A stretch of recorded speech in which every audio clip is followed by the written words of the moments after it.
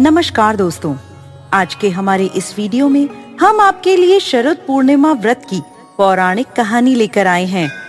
अश्विन मास की पूर्णिमा को शरद पूर्णिमा या कोजागरी पूर्णिमा के नाम से भी जाना जाता है। पुराणों के अनुसार देवी लक्ष्मी इस पूर्णिमा तिथि को समुद्र मंथन से उत्पन्न हुई थी, इसलिए शरद पूर्णिमा की रात का हिंदू धर्म में विशेष महत्व है। इस रात चंद्रमा 16 कलाओं से पूर्ण होकर आकाश से अमृत वर्षा करता है और वैभव की देवी लक्ष्मी अपने पति श्री हरि के साथ पृथ्वी लोक पर भ्रमण करने आती हैं। इस पूर्णिमा तिथि पर व्रत करने से भगवान विष्णु और माँ लक्ष्मी की विशेष कृपा प्राप्त होती है। माता लक्ष्मी और श्री हरि की इस कृपा को प्राप्त करने के लिए एक साहूकार की दोनों बेटियां हर पूर्णिमा का व्रत किया करती थीं।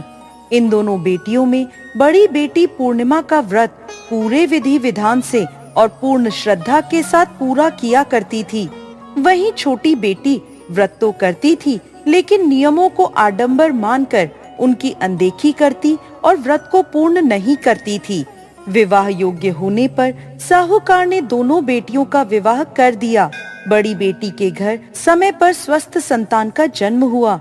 संतान का जन्म छोटी बेटी के घर भी हुआ, लेकिन उसकी संतान पैदा होते ही दम तोड़ देती है। इसके बाद भी 5-6 बार ऐसा ही होने पर उसने एक ब्राह्मण को बुलाकर अपनी व्यथा कही और धार्मिक उपाय पूछा।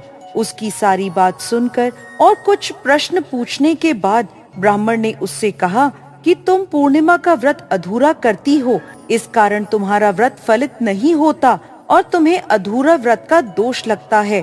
ब्राह्मण की बात सुनकर साहूकार की छोटी बेटी ने पूर्णिमा व्रत पूरे विधि विधान से करने का निर्णय लिया, लेकिन पूर्णिमा आने से पहले ही उसने एक बेटे को जन्म दिया।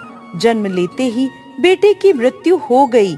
इस पर उसने अपने बेटे का शव एक पीढ़े पर रख दिया और ऊपर से एक कपड़ा ढक दिया। थोड़ी ही देर बाद उसके घर उसकी बड़ी बहन आई। साहूकार की छोटी बेटी ने अपनी बहन को बैठने के लिए वही पीढ़ा दे दिया। जैसे ही बड़ी बहन उस पीढ़े पर बैठने लगी, उसके आंचल की किनारी पीढ़े पर लेटे बच्चे को छू गया और वह जीवित होकर रोने लगा। इस पर बड़ी बहन पहले तो डर गई और फिर छोटी बहन पर क्रोधित होकर उसे डांटने लगी। तुम बच्चे की हत्या का दोष और कलंक मुझ पर लगाना चाहती थी। मेरे बैठने से यदि यह बच्चा मर जाता तो? इस पर छोटी बहन ने उत्तर दिया, बहन, ये बच्चा तो पहले ही मरा हुआ था। ये तो तुम्हारे आंचल को छूते ही जी उठा। पूर्णिमा के दिन जो तुम व्रत और तप करती हो, उसके कारण तुम दिव्य तेज से परिपूर्ण और पवित्र हो। अब मैं भी तुम्हारी ही तरह व्रत पूजन करूंगी। इसके बाद उसने पूर्णिमा व्रत पूर्ण किया। जिस प्रकार माता लक्ष्मी और श्री हरि ने साहूकार की बड़ी बेटी की कामना पूर्ण करी और उसे सौभाग्य प्रदान किया, वैसे ही इस कथा को कहने वाले, सुनने वाले और हुंकारा भरने वाले सब पर कृपा करना।